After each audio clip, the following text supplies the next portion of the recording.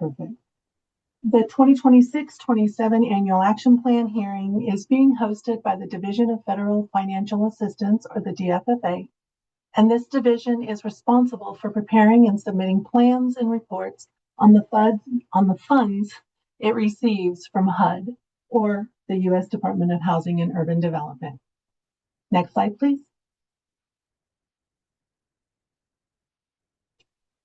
So welcome to the 26-27 Annual Action Plan public hearing.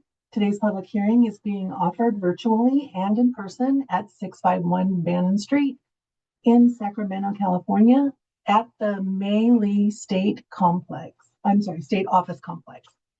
We are hosting both venues to be able to collect any questions or comments in person as well as online. This open forum opportunity is coming at the end of our presentation today. For your convenience, we are placing the link to the document in the chat for those joining us online. And for those in person, we have placed copies of the document along with the slideshow presentation at the facility. Next slide, please.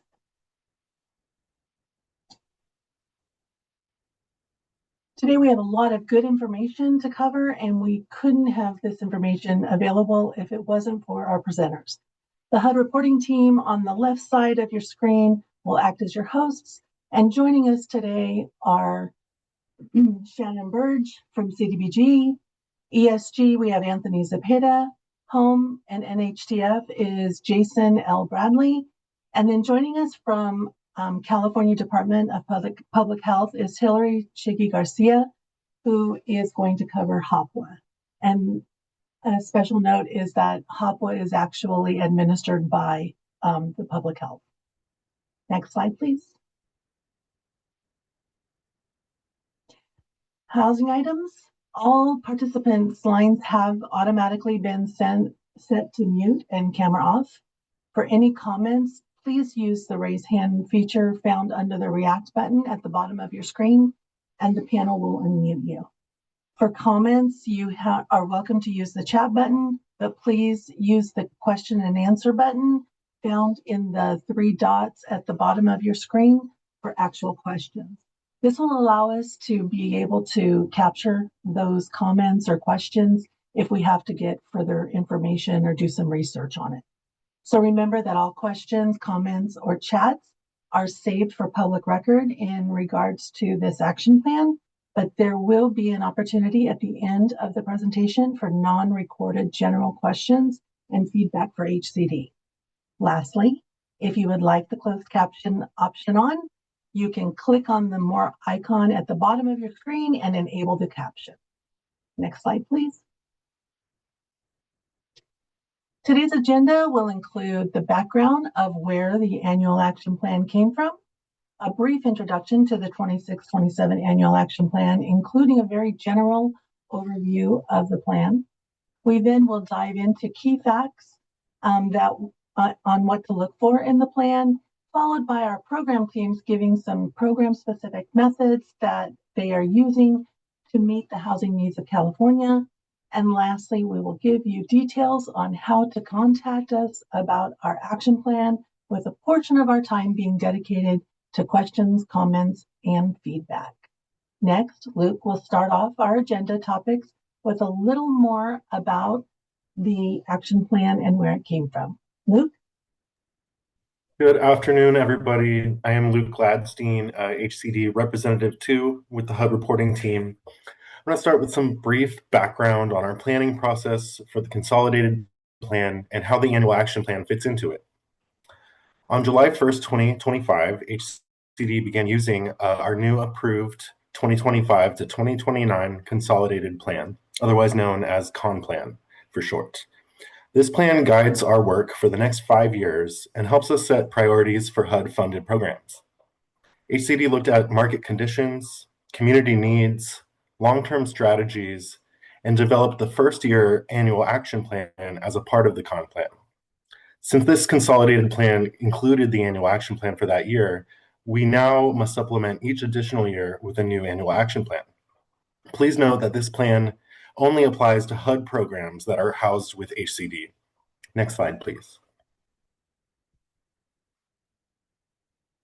With that, I'm excited to introduce the 26-27 Annual Action Plan. This is the second year of our 5-year consolidated plan. The action plan explains our goals and priorities for the upcoming fiscal year FY26. It covers 5 HUD programs that HCD administers. I'm not going to read them all out, but those are CDBG, ESG, Home, NHTF, and HOPWA, which again is administered by the Department of Public Health. Next slide, please. So the action plan is divided into AEP or action plan sections. For example, the executive summary is an overview of what is included in our action plan. The action plan also covers expected resources, annual goals and objectives, methods of distribution, along with affordable housing and program-specific requirements. At the end, there are 3 appendices that cover program income, Home and NHTF's rehab standards, and Home's recapture policy. Next slide, please. Sorry, one second. Okay, so let's get a little more into the way HCD has calculated funding for this program year. In AP 15, found on page 32, it explains the resources we expect to have for the upcoming program year. These resources include our annual HUD allocations, program income from past projects, and any funds carried over from prior years. Remember that this report covers only those specific programs earlier mentioned. These resources help us meet the goals in the 2025 to 2029 CON plan. Currently, our draft includes estimates that will be replaced with actuals once the allocations are released by HUD. For estimated figures, we encourage you to review the full annual action plan during the public comment period. Next slide, please. This slide shows the structure of AP 15's table, starting on page 33 in the annual action plan. Each column represents a different part of the resource picture, so let me walk you through them. We start with program, which simply lists the HUD program name, like CDBG or Home. The next column is the annual allocation. This is the estimated funding that we expect to receive from HUD for the year. And then we have our program income column, which refers to money earned from past projects, such as loan repayments. Moving on to prior year resources, these are unspent funds carried over from previous years. After that comes the total expected available column, which is the sum of the previous 3 columns. Finally, we have the expected remainder of CON plan column, and this is a projection for the remaining 3 years of the 5-year consolidated plan. Next slide, please.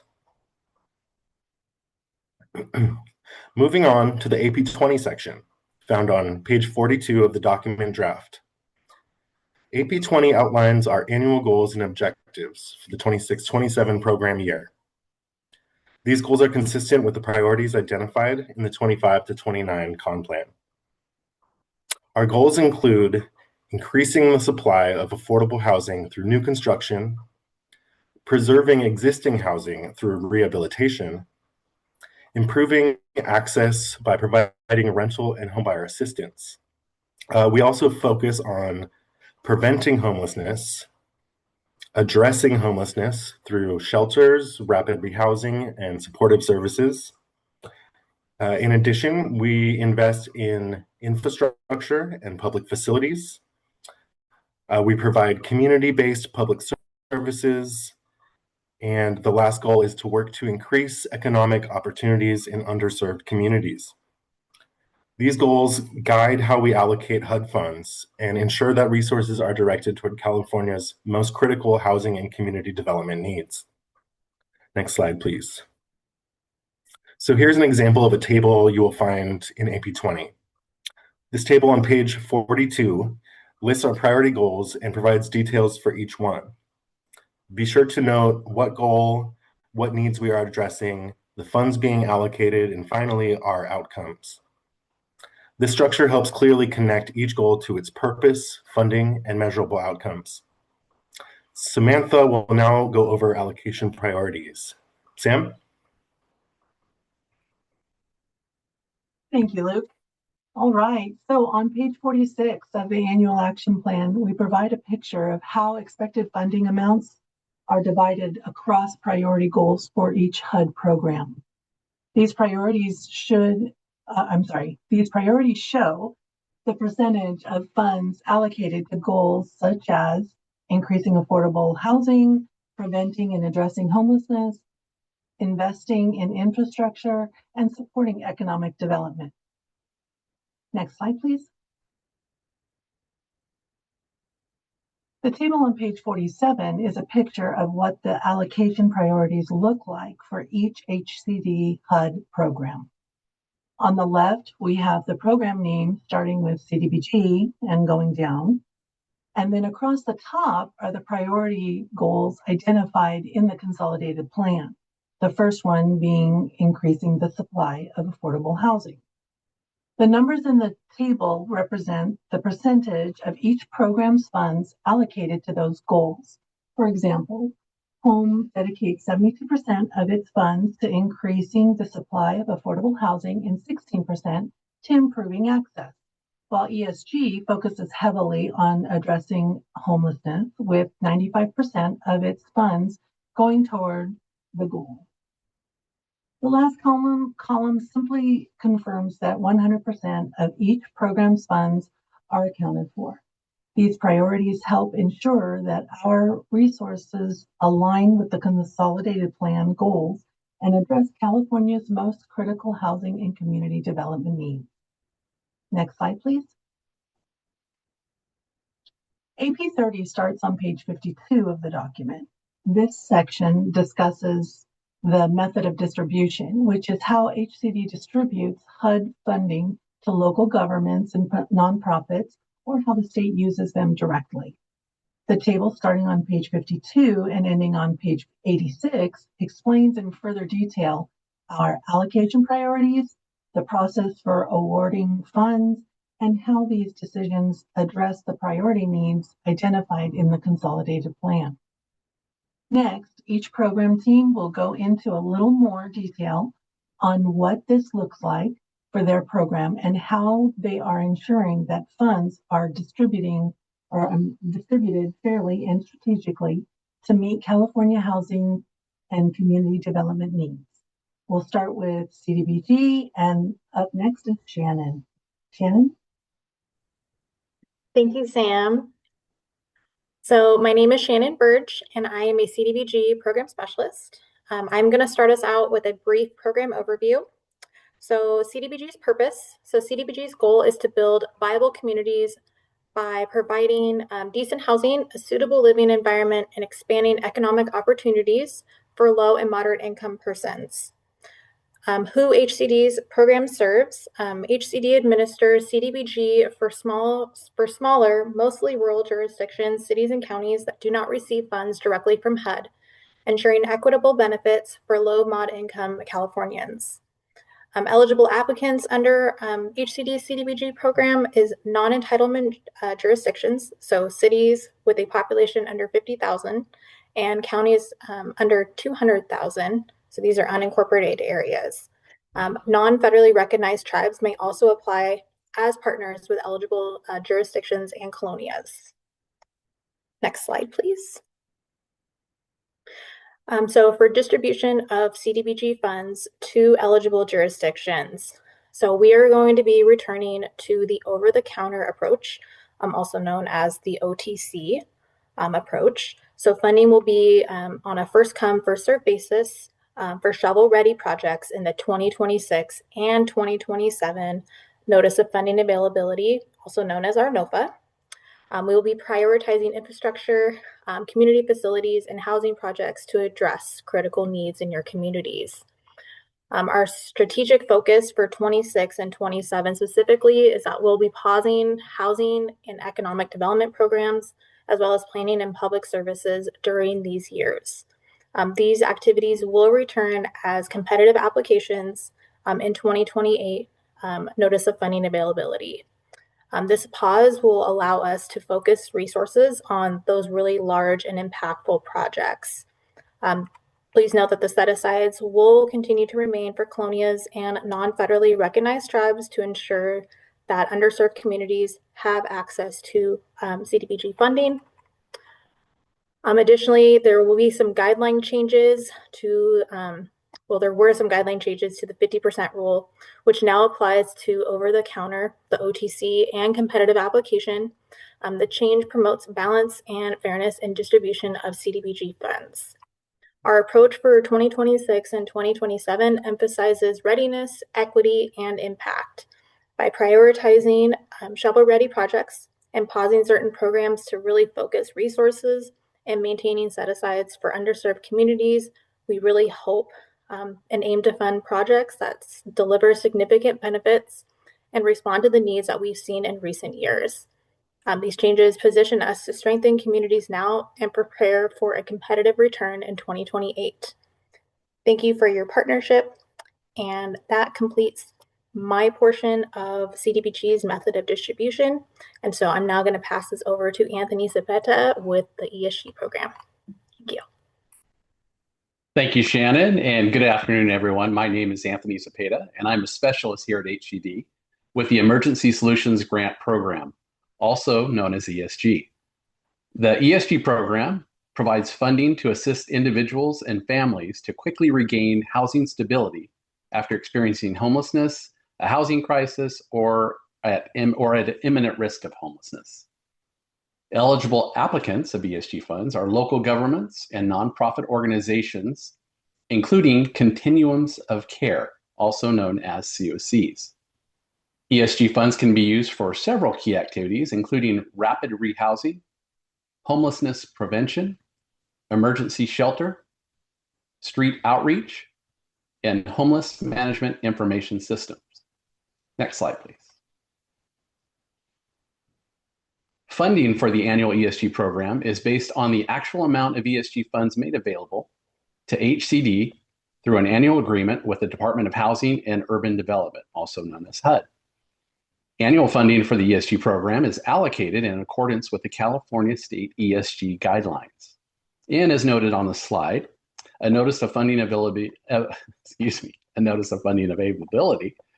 or NOFA, will be issued every third annual funding cycle. This means that each NOFA and subsequent awards will be encumbered and evidenced by a multiple year agreement. The ESG program is currently in the second year of the 3-year 2024 NOFA cycle and is in the process of amending the standard agreements to add fiscal year 2025 funding.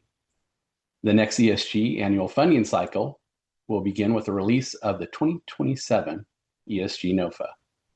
Next slide, please. And there are allocation requirements for the ESG program. A minimum of 40% of the awarded funds per COC service area must be dedicated to rapid rehousing component. No more than 10% of the awarded funds per COC service area may be dedicated to the homelessness prevention component. And no more than 60% of awarded funds per COC service area may be dedicated to the combined street outreach and emergency shelter components. Finally, no more than 1% of awarded funds per COC service area may be dedicated to administrative cost. One note that we'd like to bring up is that the rapid rehousing component has a requirement that rental assistance paid under this component must not exceed a certain dollar amount established annually by HUD. This is known as fair market rent, or FMR. Here in California, where rents are, there's no other word for it, are astronomical, it can be a serious challenge for our grantees to meet the FMR requirement.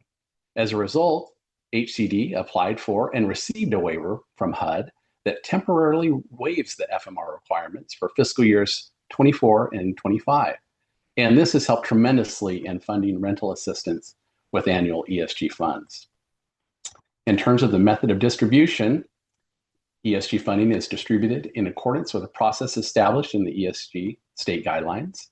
And the amount of funds available to COC service areas will be based on the amount of funds available that year using the following formula allocation factors: a point-in-time count established by HUD, the number of extremely low-income renter households that are paying more than 50% of their income for rent, the number of persons below the federal poverty line divided by the total population within a COC service area.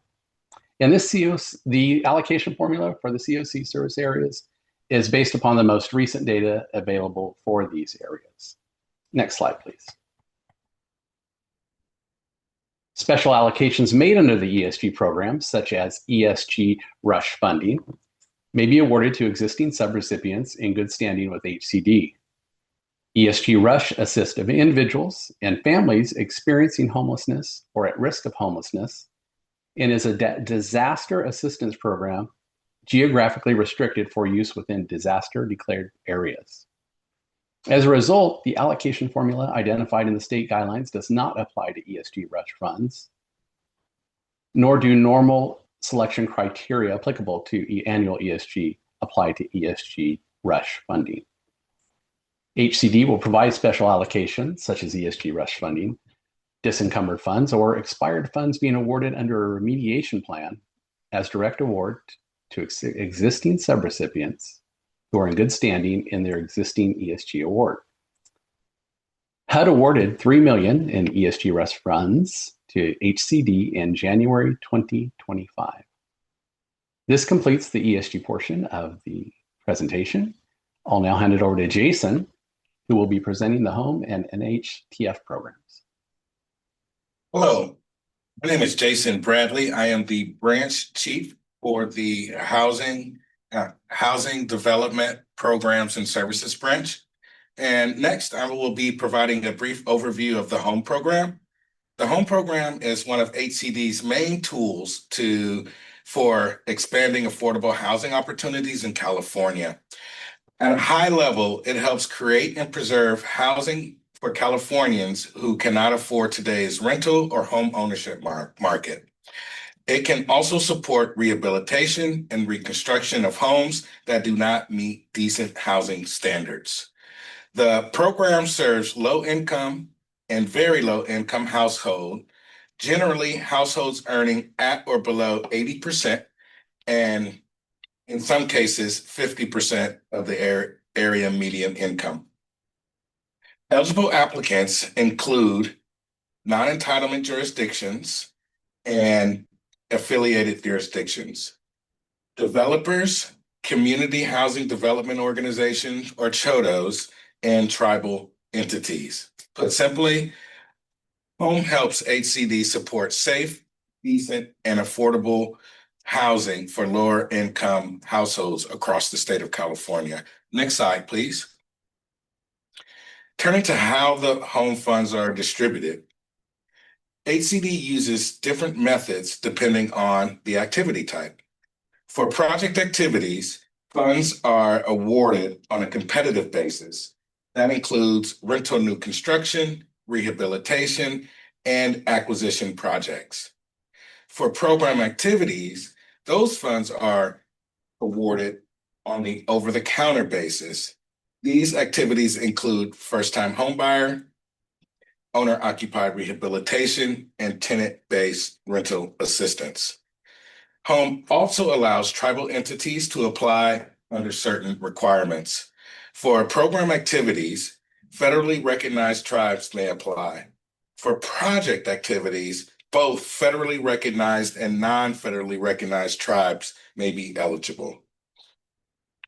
Overall, this structure allows HCD to use a competitive process for our larger housing developments while also maintaining a more direct and flexible path for eligible program activities.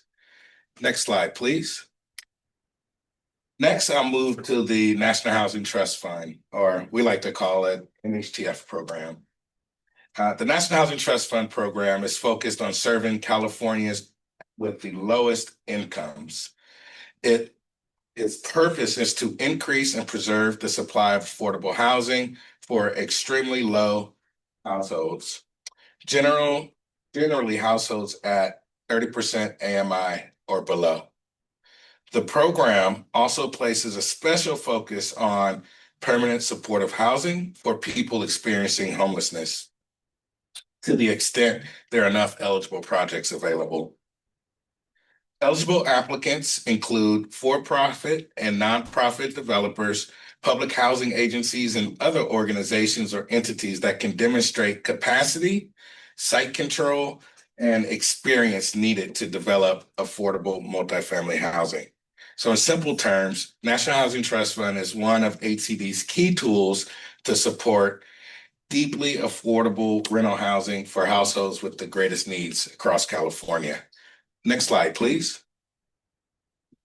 Turning to how National Housing Trust Fund funds will be distributed in this cycle. HCD is proposing an over-the-counter approach for previously awarded NHTF projects that need additional gap funding. This is intended to help projects facing cost increases or projects that were unable to secure expected funding sources.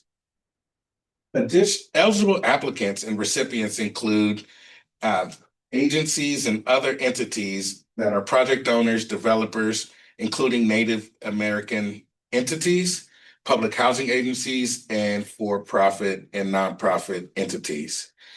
Eligible uses for these program funds include acquisition, new construction, rehabilitation, and permanent loans, along with eligible soft costs. And for tribal entities, both grants and loans may be used. These funds are for multifamily rental housing serving extremely low income households, generally those at 30% AMI and below, with continued focus on supportive housing for people exiting homelessness. So in practical terms, this approach allows HCD to use the NHTF as gap financing that will help already awarded projects remain viable and continue moving forward. So with that, I'm going to pass it on to Hillary to talk about HOPWA. Thank you. Hello, everybody. My name is Hillary Chiggy Garcia, and I oversee the HOPWA, or Housing Opportunities for People with AIDS, over here at the Office of AIDS. The purpose of our program is to provide housing assistance and supportive services to prevent or reduce homelessness for persons living with HIV or AIDS, or also known as PLWH. We serve these communities who are experiencing homelessness or who are at risk of homelessness. And eligible applicants include state HOPWA service counties that do not qualify to receive HOPWA grant funds directly from HUD. So California Department of Health Office of AIDS administers the HOPWA program specifically. Next slide. Oh, perfect. So to be eligible for the HOPWA services, individuals must be HIV positive, low income as defined by HUD, and homeless or at risk of becoming homeless. HOPWA services are provided by funded health departments, housing authorities, and community-based organizations in mid-size and rural counties in non-entitlement areas. The availability of services differs from county to county, and services and eligible uses include short-term emergency rent, mortgage and utility assistance, housing information, tenant-based or project-based rental assistance, and other supportive services. If you have any further questions, my information can be found below. And on to Alexis.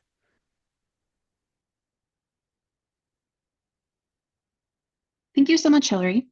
So the 2026 to 2027 Annual Action Plan can be found on HCD's website at hcd.ca.gov under the Federal Plans and Reports page. The 2026 to 2027 Action Plan will be available for public comment, question, or feedback for a total of 30 days. The public comment period is running from February 28th, 2026 to March 30th, 2026. Submitting a comment is easy. To submit a comment, use standard mail, email, or phone. If you are submitting your comment by mail, please use the address above at 651 Bannon Street. Please email any comments, questions, or feedback to the Federal Reporting inbox, which is federalreporting@hcd.ca.gov. We will take note of your comment, question, feedback, and get back to you shortly. Additionally, be sure to sign up for HCD news and updates on our website. You can use the URL on the slide to find us. For any accessibility or accommodations, please email the federal reporting inbox at federalreporting@hcd.ca.gov, and we will be sure to assist you. Thank you all so much for joining us today and for your attendance in this public hearing. We appreciate everyone's feedback and attentiveness to what we're doing here in the Division of Federal Financial Assistance at HCD. On behalf of the entire team, thank you again for your time and for your engagement. We are now going to move on to the question, comment, and feedback section of the public hearing. Sam? All right. If you do not have any input at this time, you are free to leave the meeting. However, we do welcome everyone's feedback. We also will provide an opportunity for non-recorded general questions, comments, or feedback that are not related to the annual action plan specifically, or this particular presentation. But for now, this portion of our meeting is for those question, comments, or feedback that are directly related to the 26-27 annual action plan or this presentation in general. We will continue the recording through this portion to be sure that we are capturing all input for public record and to be part of our document. You are welcome to type your question, comments, or feedback in the Q&A box, and we will read it out loud, or you may raise your hand and we will be happy to unmute you. If you have joined in person, we encourage your participation at the May-Lee facility, and your host can support your engagement. Next slide, please.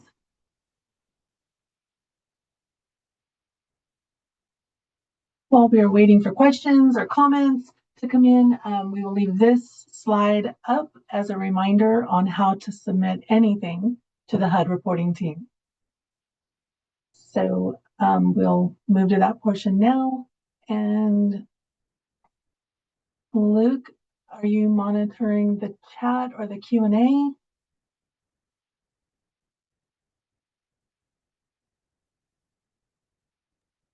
No open questions yet. Okay, we'll give it time.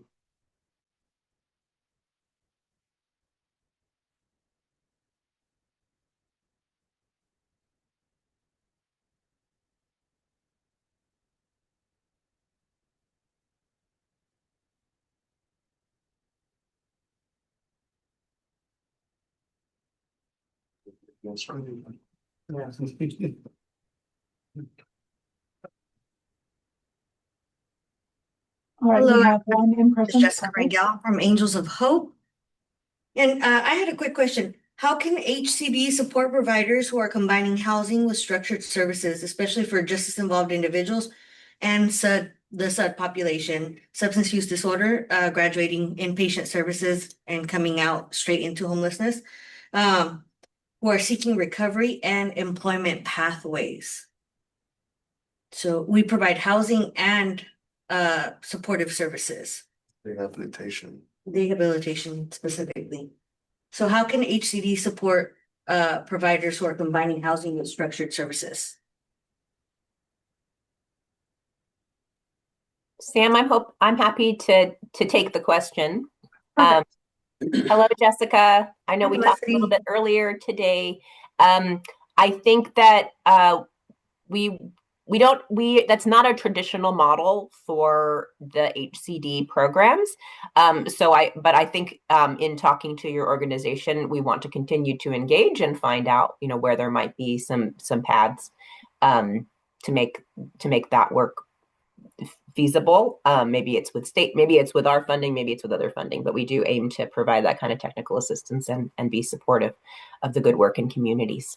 So we're happy to follow up with you offline, and we really, really appreciate your engagement in this outreach.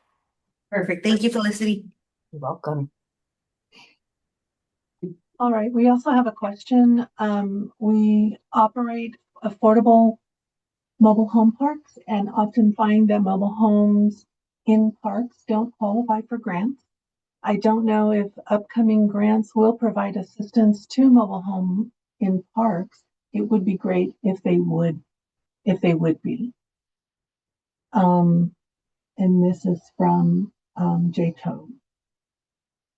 Do we have any, I mean, I definitely think we can include this into our comments and to take this into consideration in the future. But Felicity, did you have any additional comments to go on that?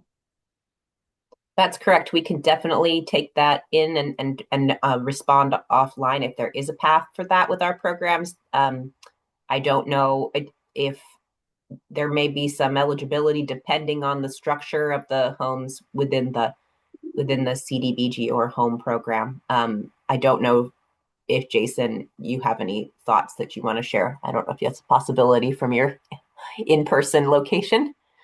If not, we can circle back.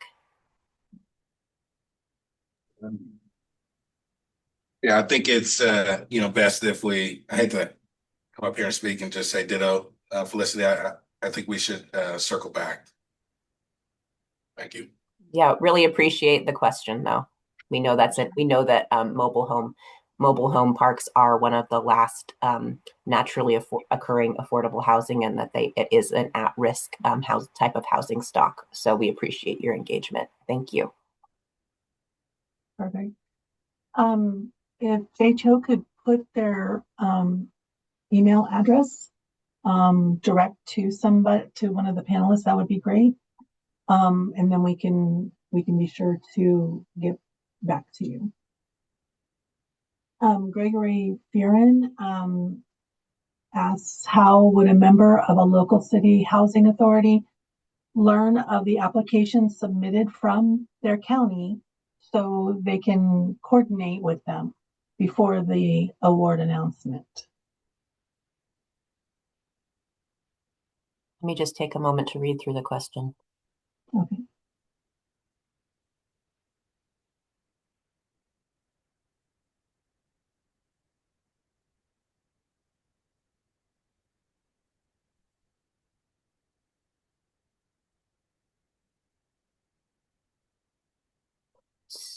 So I think, generally our award announcements are not made public until they are public.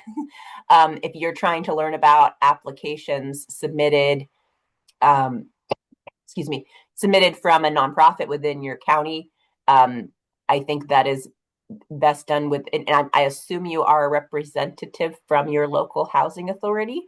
That's going to be best done at the local level. We may get some information about applications submitted, but that's going to be program dependent. Happy to talk more about that offline.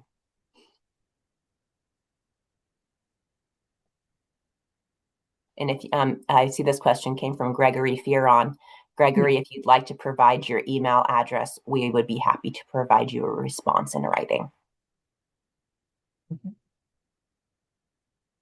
The next question is from Veronica Wilson. I see the Homeless Data Integration System, HDIS, mentioned throughout the draft AAP in several ESG sections. Will you please clarify how HCD will be using HDIS for ESG purposes? That's a great question, Veronica. I think I'll go ahead and take this answer, and then colleagues on the ESG team, if you have anything else to add that I've left out, please feel free to chime in.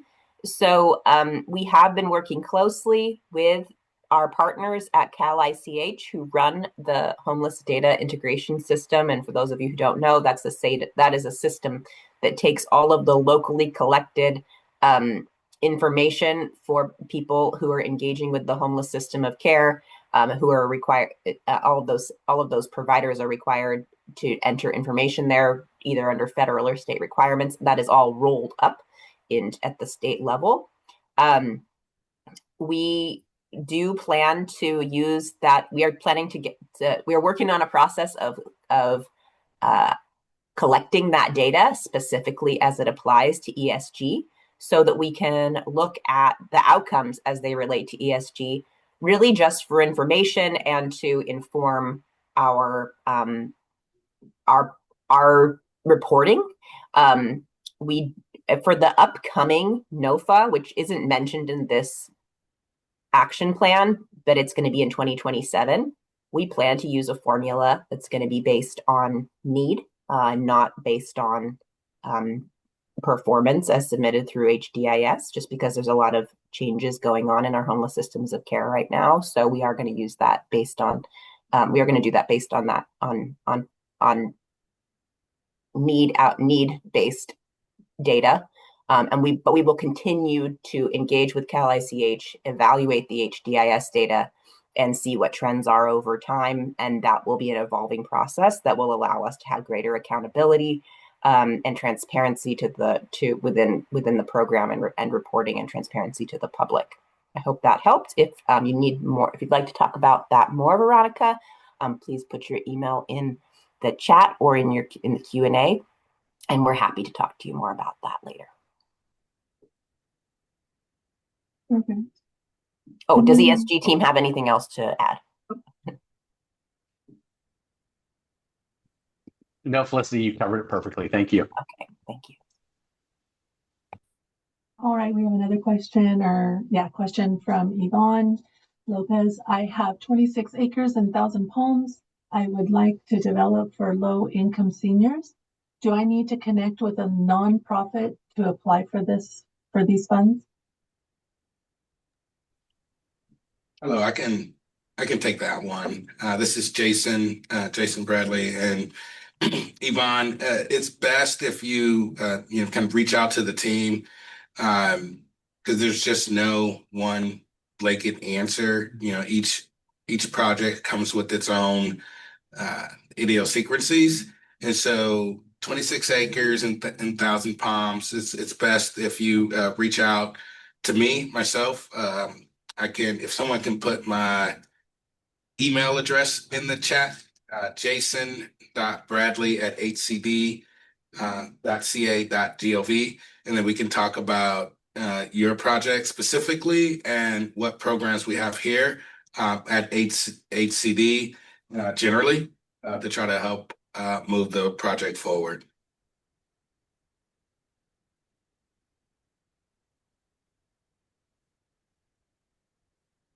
All right. So far, no further questions. We did put your email address, Jason, in the chat for everyone. I'll just say while I'm waiting that at HCD, we really appreciate the engagement of folks out there in the community.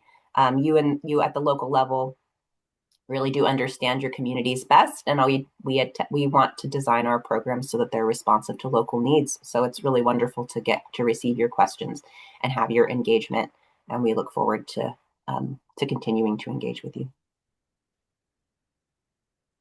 Absolutely. All right, we'll leave the public hearing open for a little bit longer, in case there's somebody putting a question together for us at this time. But please feel free, if you're satisfied with your answers, and if you're wanting to leave, we're completely understanding that you're wanting to get on with your day. So I don't want to hold up anybody for unnecessary reasons. So, but we will leave the webinar open for probably a minute, just in case there's some more questions coming in.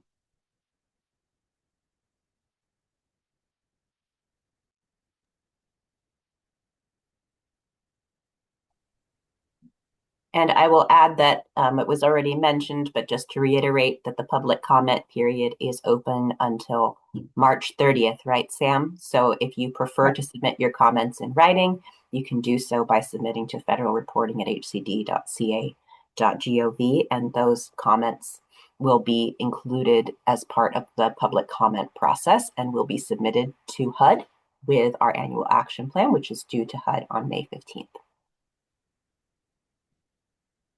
Thank you, Felicity.